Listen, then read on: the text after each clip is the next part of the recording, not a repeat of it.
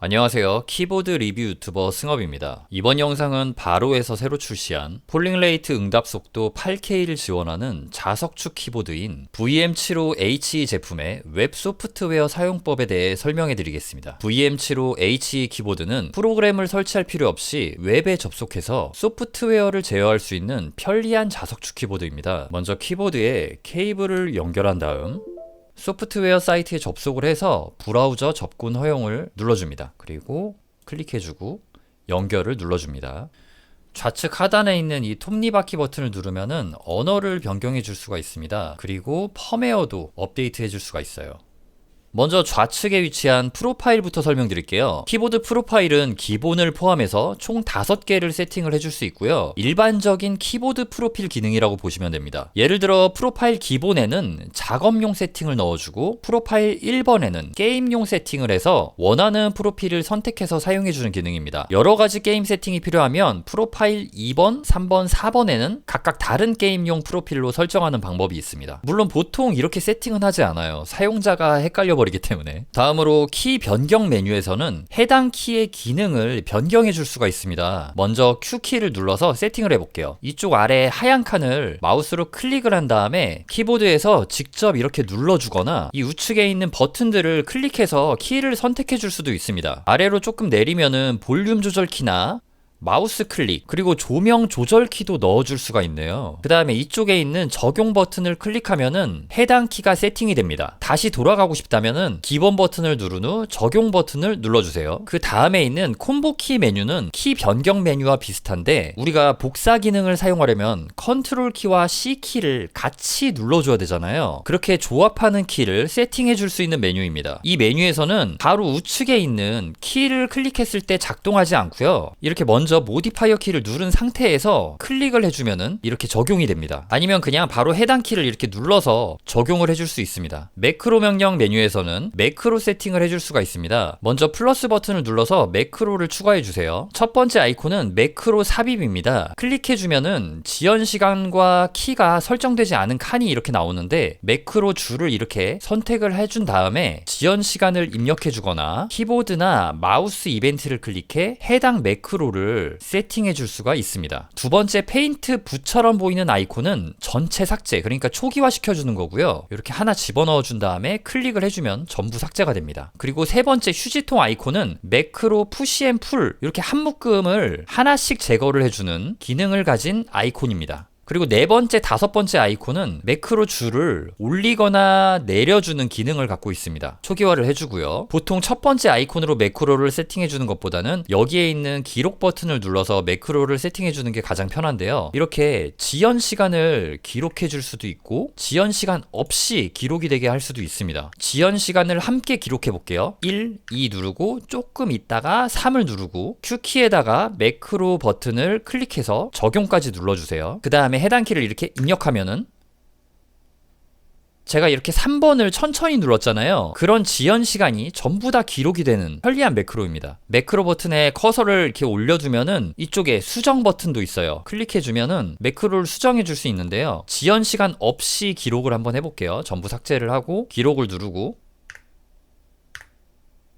이렇게 다 누른 다음에 확인을 눌러줬습니다. 그리고 적용을 다시 한번 눌러줄게요. 이 상태에서 키를 눌러주면은 바로 이렇게 빠르게 입력이 됩니다. 매크로는 플러스 버튼을 눌러서 이렇게 계속 추가를 해줄 수가 있고요. 한 번 재생은 말 그대로고요. 매크로 재생을 1회, 2회, 3회 뭐 이런 식으로 세팅해 줄 수가 있고 이 옵션은 Q키를 누르면은 매크로가 쭉 작동되다가 다시 한번 Q키를 누르면은 매크로가 정지가 되는 기능입니다. 한번 클릭하면 이렇게 쫙 나오고 다시 한번 클릭을 하면 멈추는 거예요. 그리고 마지막 반복 재생 누르기 요거를 하면요. 키를 누르고 있는 동안만 반복이 되고 떼면은 반복이 꺼지는 겁니다. 이거 되게 괜찮죠? 그리고 다음 고급 키 메뉴에서는 플러스 버튼을 눌러 3가지 기능 키를 세팅해 줄 수 있습니다. 먼저 DKS, 이게 다이나믹 키 스트로크 기능인데요. 하나의 키에 4가지 동작을 세팅해 줄 수가 있습니다. 이렇게 1, 2, 3, 4라고 넣어 볼게요. 그 다음에 여기 플러스 버튼을 눌러서 이렇게 세팅을 마무리해 주고요. 확인을 눌러줍니다. 그리고 1번 키에다가 DKS 기능을 적용시켜 놓을게요. 자, 그러면 이렇게 1번 키를 눌렀을 때 하나의 키로 이렇게 1, 2, 3, 4가 전부 다 나오게 됩니다. 이 기능은 입력 지점 값에 따라 키를 세팅해 줄 수 있기 때문에 깊게 누르지 않으면 이렇게 1, 4만 나오게 만들어 줄 수가 있고요. 다시 깊게 키를 누르면은 이렇게 전부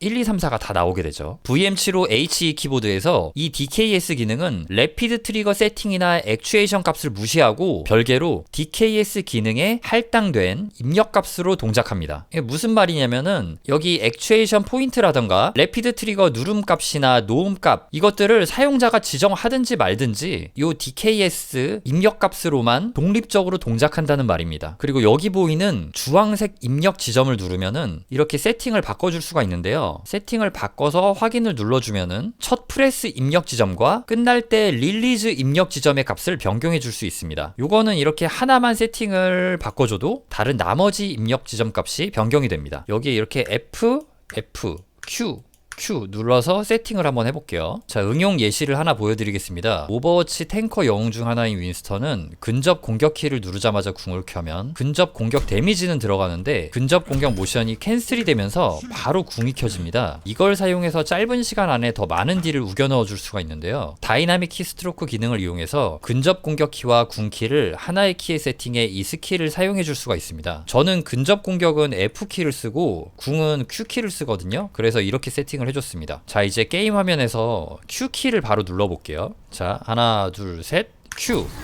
자, 이렇게 누르면은 지금 데미지가 들어간 거를 확인해 줄 수가 있죠. 이런 식으로 사용을 해줄 수가 있습니다. 자, 이번에는 MT 모드 탭 기능을 설명해 드리도록 하겠습니다. 모드 탭 기능은 단일 키에 두 가지 기능을 할당할 수 있게 해주는 기능인데요. 예를 들어서 키를 짧게 누를 때는 캡스락으로 작동을 하고 키를 길게 누르고 있을 때는 컨트롤로 작동되게 세팅을 해보도록 하겠습니다. 자, 그러면 캡스락 키를 누른 다음에 MT 기능 방금 설정한 거를 클릭해주고 적용을 눌러주세요. 자, 이 상태에서 캡스락 키를 누르면은 기본 캡스락 기능이 작동을 합니다. 이렇게 말이죠. 그런데 이렇게 드래그를 해서 캡스락 버튼을 길게 누르고 C를 누르면은 엔터하고 캡스락 V를 눌렀을 때 이게 컨트롤로 작동을 합니다. 그러니까 붙여넣기가 된 거죠. 캡스락 C, 캡스락 V, 캡스락 C, 캡스락 V 이런 식으로 길게 누르면은 컨트롤로 작동하는 기능입니다. 이 MT 기능은 키 하나로 여러 가지 기능을 할 수 있게 해줘서 사용자에게 더 많은 조작 옵션을 제공합니다. 그 다음에 TGL 기능 설명해 드릴게요. 토글이라고 보시면 되고요. 이 TGL 기능은 특정 키를 눌렀을 때 그 세팅된 그 키의 상태가 고정이 되는 기능입니다. 자, 1번에다가 TGL 기능을 적용시키고요. 다시 말해서 키를 한 번 눌렀을 때는 기능이 켜지고 다시 누르면은 꺼지게 하는 기능입니다. 어떻게 보면은 이거는 또 매크로 기능 같다고 할 수가 있겠네요. 자, 다음은 조명 설정 기능입니다. 여기서는 조명 모드와 밝기 그리고 속도, 방향까지 조절을 해줄 수가 있는데요. 적용을 따로 누르지 않아도 되고요. 지금 이 속도나 밝기도 바로바로 변경이 됩니다. 그리고 방향까지 바꿔줄 수가 있네요. 안으로 모이는 거, 위로 올라가게. 자, 이렇게 방향을 바꿔줄 수가 있습니다. 바로 이쪽으로 넣을 수도 있고, 반대 방향으로 넣어줄 수도 있고요. 색상도 이런 식으로 바로 변경을 해줄 수가 있습니다. 여기에 있는 스위치 버튼을 누르면은 조명이 바로 꺼집니다. 토글 스위치를 켜면은 다시 조명이 켜지고요. 다음은 키 지정 메뉴를 체크해 보도록 하겠습니다. 먼저 자석축 같은 경우는 처음 구매를 했거나 아니면은 스위치를 뺐다 꼈을 때 키를 교정해주는 기능이 필요한데요. 교정 시작을 눌러가지고 이렇게 키들을 하나하나 눌러주면은 눌렀던 키들이 교정이 완료가 됐다고 이렇게 파란색으로 바뀌는데요.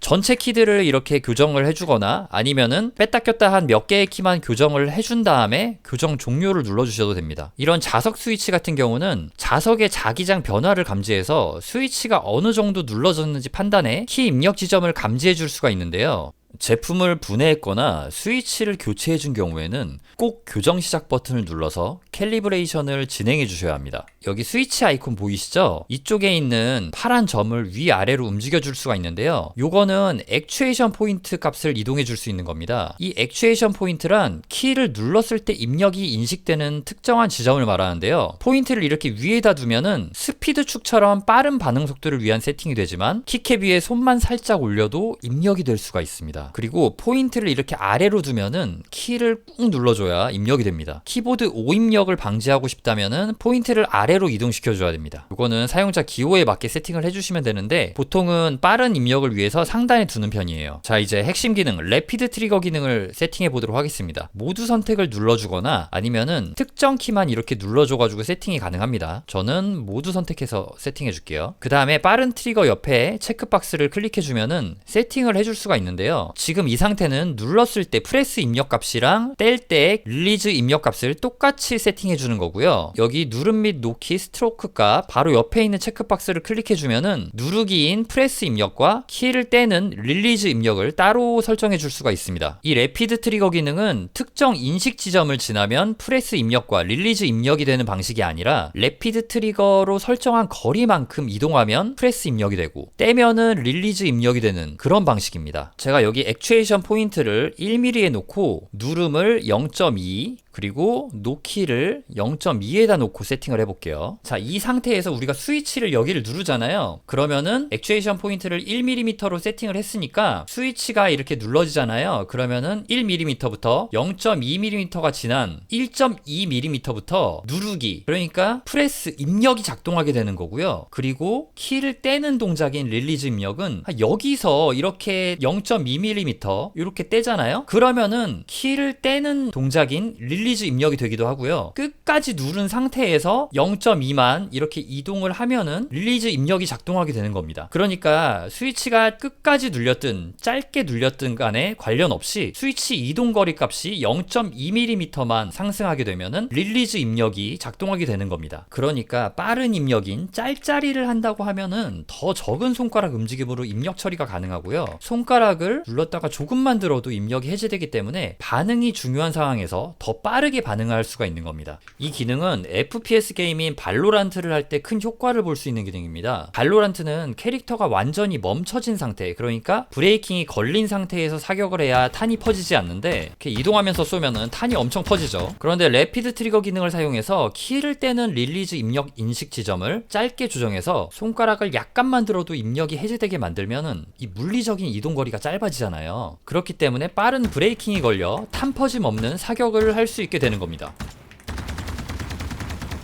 자, 다음은 SOCD 기능에 대해서 설명해 드리도록 하겠습니다. 먼저 하단에 위치한 새로 만들기 버튼을 누르면 이렇게 키를 2개 세팅해 줄 수가 있는데요. 보통 이 기능은 FPS 사용할 때 방향키인 요 WASD 키에서 A랑 D 키만 작동을 하게 하는 편입니다. 그래서 키 1에다가 A를 넣고 키 2에다가는 D 키를 넣어 볼게요. 자, 이 상태에서 기본 세팅이 모델 1이잖아요. 이때는요, A 키를 누르고 있다가 D를 누르면 D가 작동되고 다시 D 키를 떼면은 A 키가 작동되는 이 상황에서 A 키는 떼지 않았거든요. 예, 이렇게 가장 마지막에 누르고 있는 키가 작동되게 하는 기능입니다. 모델 2는 키 1이 우선이 되는 거고요. 그러니까 2개를 동시에 눌렀을 때 A키가 우선이 되는 거고 모델 3는 키 2가 우선이 되는 겁니다. 그리고 모델 4는 어떤 키를 먼저 누르든 간에 그러니까 A키를 누르고 있으면은 D키를 눌러도 작동이 안 되게 세팅해 주는 거고요. D키를 누르고 있어도 A키가 눌러지면 작동이 안 되게 세팅을 해주는 기능입니다. 그런데 방금처럼 이렇게 살짝 멈추기는 하네요.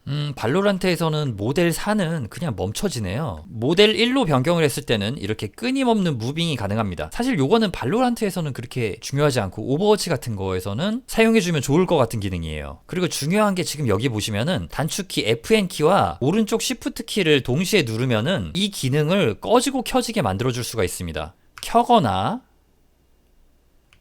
꺼줄 수가 있는 겁니다. 이 기능도 정말 잘 만든 것 같아요. 자, 다음인 기타 설정은 게임을 플레이할 때 방해가 되는 키 조합들을 사용 안 함 설정해 줄 수 있는 기능입니다. 말 그대로 정말 간단한 거고요. 그리고 지금 한 세팅들을 다시 초기화 시켜주고 싶을 때는 우측에 있는 요 공장 초기화 버튼을 클릭해 주세요. 확인 눌러주시면은 샀을 때 그대로 다시 돌아가게 되는 겁니다. 이상으로 바로에서 나온 VM75HE 자석축 키보드 소프트웨어 사용법 영상을 마치도록 하겠습니다.